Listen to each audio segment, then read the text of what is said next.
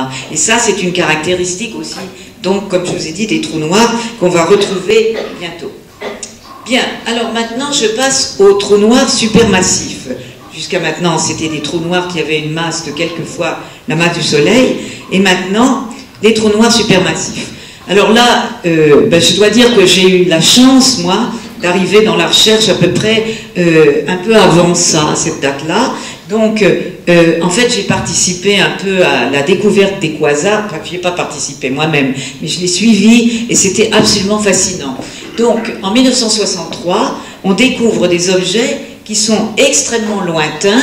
Pourquoi sait-on qu'ils sont lointains? Parce que leurs raies spectrales sont décalées fortement vers le rouge. Ils ont un redshift très important, et pour certains d'entre vous, ça doit parler. Ça veut dire, grâce à la loi de Hubble, que ces objets sont très éloignés, qui sont situés à des milliards d'années-lumière de distance de nous. Bon, alors, ça c'est une première chose. Alors vous voyez ici un objet qui est un quasar, il est là, ici, et vous voyez autour de lui, tout ça c'est des galaxies. Alors vous avez l'impression que toutes ces galaxies sont beaucoup plus lumineuses que le quasar, seulement la différence c'est que le quasar, lui, il est situé 100 fois plus loin que les galaxies. Donc vous comprenez tout de suite une chose, c'est que le quasar, ça veut dire qu'il est extrêmement brillant. Et donc il est terriblement puissant. On a déjà vu qu'il était assez petit, puisqu'il paraît, il ressemble à une étoile, c'est d'ailleurs pour ça que ça s'appelle quasi-stellar, quasar, et les quasars, on découvre, en même temps qu'on les découvre, on s'aperçoit que ce sont des objets qui varient très rapidement. Le fait qu'ils varient très rapidement signifie qu'ils sont très petits. Alors je ne vais pas rentrer sur ce principe, je n'ai pas le temps de vous le démontrer, parce que je vois que j'arrive déjà assez loin, mais ça veut dire que les quasars sont à la fois des objets qui sont très petits. La taille d'un quasar, typiquement, c'est de l'ordre de quelques heures-lumière, soit 1/1000e de la taille d'une galaxie. Or, leur luminosité, c'est 1000 galaxies, typiquement. Donc, un objet qui est de la taille de 1/1000e de la taille d'une galaxie rayonne 1000 fois plus qu'une galaxie. Comment peut-on expliquer une chose pareille? Eh bien, on peut l'expliquer par un trou noir. Et on a mis longtemps à comprendre, hein. On a mis plus de 15 ans à comprendre que les quasars contenaient des trous noirs. Mais on l'a compris, et maintenant, c'est une chose qui est tout à fait assurée de la part d'un quasar. On sait qu'ils ont des trous noirs, et voilà même ici, vous avez une vidéo qui vous montre. Alors ça, c'est ennuyeux, vraiment. Il y a un trou noir ici, qui est quelque part par là, mais on ne le voit absolument pas, et une étoile qui tourne autour. Alors vous voyez l'étoile qui parcourt une orbite elliptique autour du trou noir, et puis quand elle s'approche du trou noir, elle est déchiquetée par ces fameux, il doit être ici le trou noir, par ces fameux effets de marée, et une partie de son gaz va tourner autour du trou noir et faire un disque d'accrétion. Cette fois-ci, on voit bien le trou noir, et être avalé par le trou noir, qui va donc rayonner tout le temps que cette matière est engloutie par le trou noir. Mais en fait, le trou noir va continuer en permanence à accréter de la matière, parce que il y a toujours de la matière qui tourne autour d'un trou noir. Il y a très rarement, un trou noir n'est jamais placé dans un vide complet, et il y aura toujours un disque d'accrétion plus ou moins intense, plus ou moins lumineux, qui donnera de la lumière. Et vous voyez, bon, je ne vous le repasse pas, mais vous voyez le style de comment peut être activé un trou noir. Par exemple, il mange une étoile qui est arrivée à proximité. Alors la question qu'on me pose en général, est-ce que toutes les étoiles de la galaxie vont être avalées comme ça? Non. Pour ça, il faut qu'elles se rapprochent suffisamment près du trou noir et avec une vitesse qui soit suffisamment lente pour qu'elles ne puissent pas résister et repartir de l'autre côté du trou noir. Donc il n'y a pas beaucoup d'étoiles qui sont capturées comme ça. Typiquement, par exemple, dans un quasar, il y en a une dizaine par an, un quasar lumineux, une dizaine par an, et dans notre propre galaxie, comme vous allez le voir tout à l'heure, ben, il y en a beaucoup, beaucoup moins que ça. Bon, alors, maintenant, Bon, alors voilà, le calcul montre, alors ça c'est le calcul qu'il montre, mais de façon très simple, c'est que la puissance générée est précisément celle de 1000 galaxies pour un trou noir qui aurait, disons, 100 millions de fois la masse du Soleil, ou 1 milliard de fois la masse du Soleil, donc la taille du système solaire. Donc, le fait qu'on observe une variabilité qui, dans certains cas, est de l'ordre de quelques heures dans les quasars, s'explique très facilement par le fait que les trous noirs qui sont au centre, ils ont une dimension qui est de l'ordre de la taille du système solaire, de quelques heures-lumière. Voilà. Je suis allée un petit peu vite là-dedans, mais c'est que je voudrais quand même pouvoir aller un petit peu plus loin dans mon exposé. Bon, alors maintenant, il n'y a pas que les quasars qui ont cette propriété. On s'est aperçu, quelques années après la découverte des quasars d'ailleurs, qu'il y avait dans notre environnement proche, parce que les quasars, je vous ai dit qu'ils étaient lointains, il y avait des objets moins lumineux que les quasars, mais qui néanmoins ont des propriétés tout à fait semblables. C'est ce qu'on appelle les noyaux de galaxies actives. Alors, c'est-à-dire ou les noyaux actifs de galaxies. Alors là, voilà par exemple une galaxie, c'est une petite galaxie qui s'appelle Cygnus A, que vous connaissez peut-être, qui a l'air d'être formée de 2 galaxies en collision en fait, et voilà une carte radio de cette galaxie. Donc, encore une fois des fausses couleurs. Alors la galaxie qui est montrée ici, elle est en fait, on ne la voit pas, elle est ici. Hein.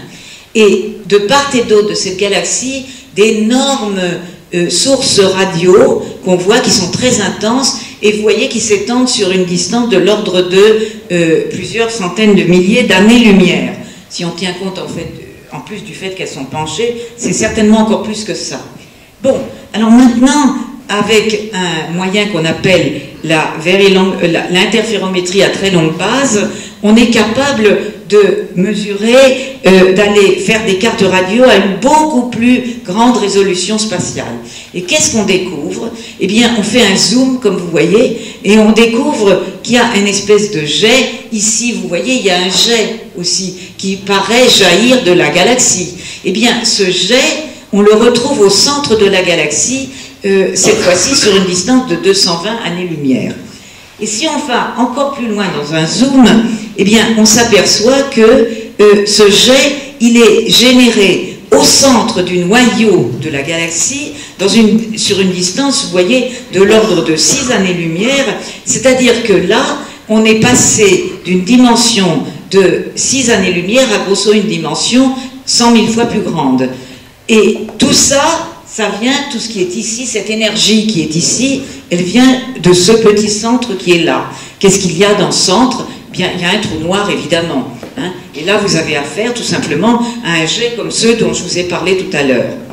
Alors, là, je ne sais pas si vous voyez, ici, c'est vu par le télescope Hubble, le premier quasar qu'on a découvert en 1963, qui s'appelle 3C273, et vous voyez ici, à peu près à 15 000 années-lumière du quasar, un jet très fin, qui est tout à fait l'équivalent de ce que je vous ai montré tout à l'heure. Ici, vous voyez une autre galaxie, que vous reconnaissez sans doute, qui est la galaxie Virgo A, au centre de l'amas de la Vierge, qu'on appelle aussi M87, et vous voyez aussi que cette galaxie, qui est une grosse galaxie elliptique géante, mais là c'est seulement le centre de la galaxie qu'on voit, la galaxie elle-même, elle s'étend bien plus loin, eh bien il y a un jet qu'on voit ici, et qui, pareil, est comme les jets que je vous ai montrés tout à l'heure.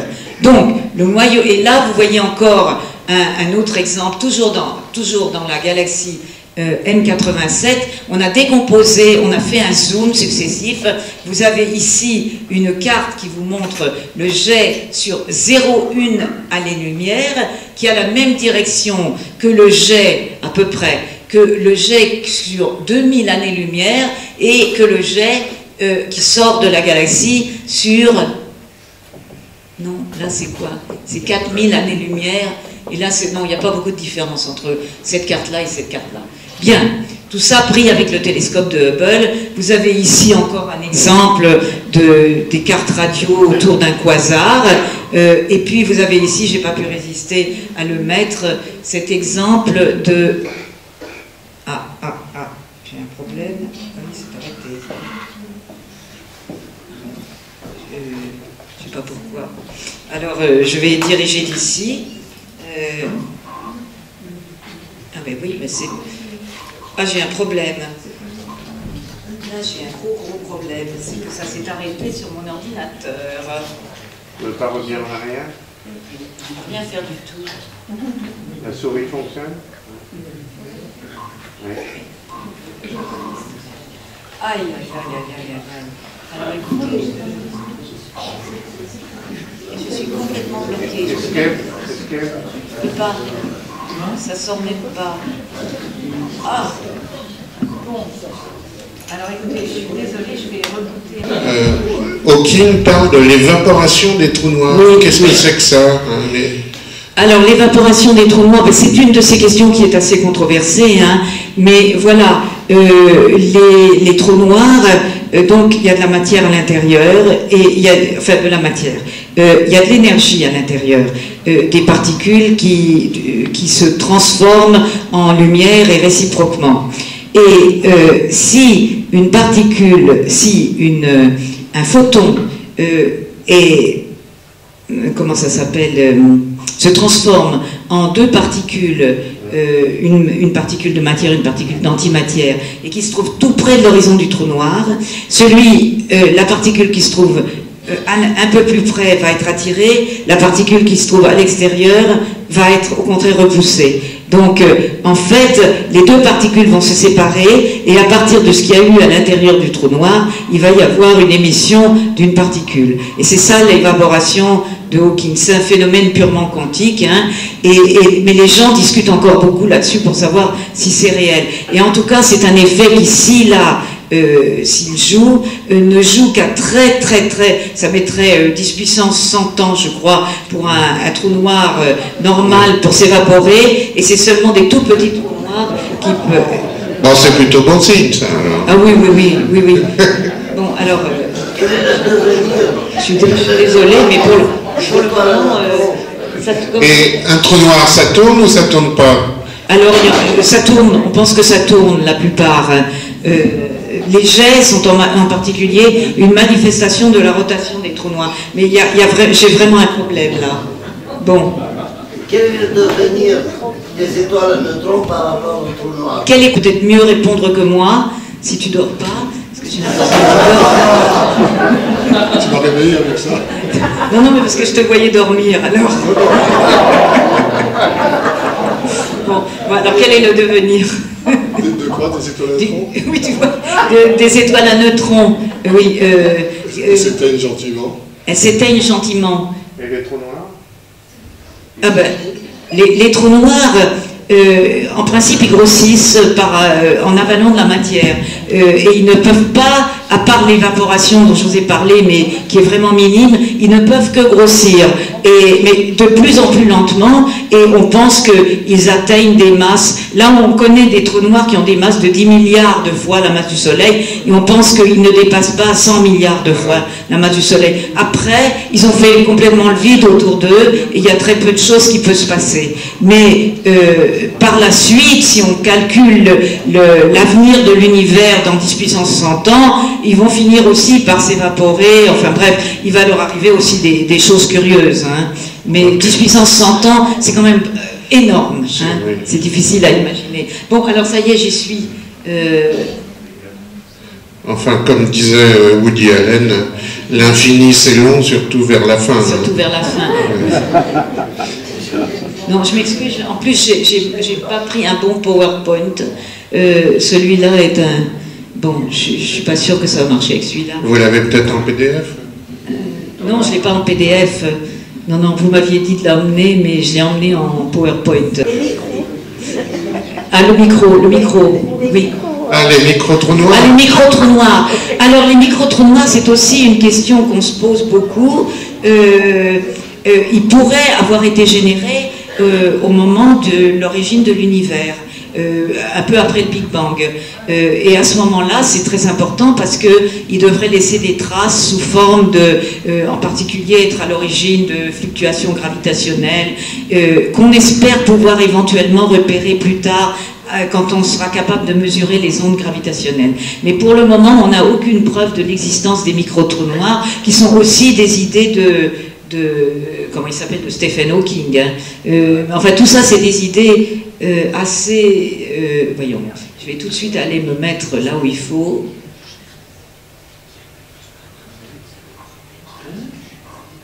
Alors là, bon. Alors je suis plus dans le même rayon. Voilà, j'en étais là, hein, c'est là que ça a foiré. Voilà, alors ça c'était la galaxie Centaurus A, qui est très proche de nous, hein, à 3 millions je crois d'années-lumière, et ce que vous voyez, c'est la galaxie, c'est un mélange de Hubble et de rayons X, et ce que vous voyez c'est un jet en rayons X ici, qui vient du centre de cette galaxie, dans lequel naturellement il y a aussi un trou noir. Bon. Je passe maintenant, j'espère que ça va bien marcher. Bon, ça a l'air... Donc, les quasars sont des noyaux de galaxies contenant un trou noir supermassif dans un état particulièrement actif. Alors, je vais passer très rapidement sur cette partie-là, qui est... Bon, il n'y a pas d'objet aussi lumineux que les quasars qui soient proches de nous. Les noyaux de galaxies actifs qu'on voit à côté de nous, ils sont beaucoup moins lumineux que les quasars. Et on se pose la question, pourquoi? Alors pourquoi? C'est parce que les quasars sont très lointains. Donc ils nous font regarder ce qui se passait dans le passé. On voit les quasars comme ils étaient il y a 10 milliards d'années. Il y a 10 milliards d'années, l'univers était beaucoup plus dense, beaucoup plus chaotique, les vitesses étaient plus grandes et les galaxies se rencontraient avec violence, subissaient des collisions, et c'est au cours de ces collisions que le noyau attirait la matière qui se trouvait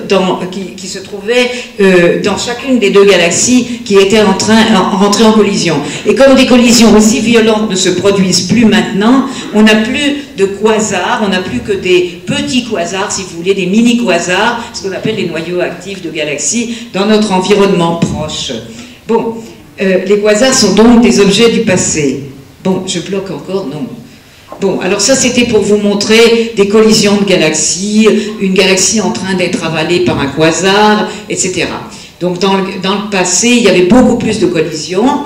Alors, ce qui se passait au moment d'une collision, et j'avais aussi une collision de galaxies à vous montrer, mais je ne vais pas avoir le temps, au bout de 100 millions d'années environ, le quasar a fini par avaler tout ce qui est à sa portée, les galaxies qui sont tombées dedans, et à ce moment-là, son noyau, son trou noir, si vous voulez, s'éteint. Et alors, il va disparaître à notre vue, mais il est encore là, ils sont encore là, ces trous noirs. Et dans notre environnement immédiat, il doit y avoir les restes de ces quasars. Alors, où sont-ils ces restes? Eh bien, naturellement, on pense que ces restes, ce sont ce qu'on appelle les noyaux actifs des galaxies. Mais il n'y a pas assez de noyaux actifs. Il y en a un tout petit nombre. Les galaxies qui contiennent un noyau actif, c'est 1/100e à peine des galaxies qui nous entourent. Alors, en fait, on a commencé à penser